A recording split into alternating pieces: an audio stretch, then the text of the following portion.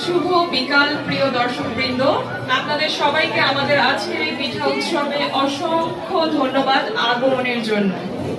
আজকের এই পিঠা উৎসবটি শুধুমাত্র আমাদের মিলন মেলা নয়, এটি আমাদের সকলের হাসি কান্নার একটি ঐতিহ্যের অংশ। আজকের এই উৎসবে আমরা শুধুমাত্র পিঠার স্বাদ, স্মৃতি এবং সংস্কৃতির মেলবন্ধনই দেখব না, আমরা আমাদের সকলের সাথে আমাদের বাংলা ঐতিহ্যের যে মেলবন্ধন আছে আমরা সেটিকেও দেখব।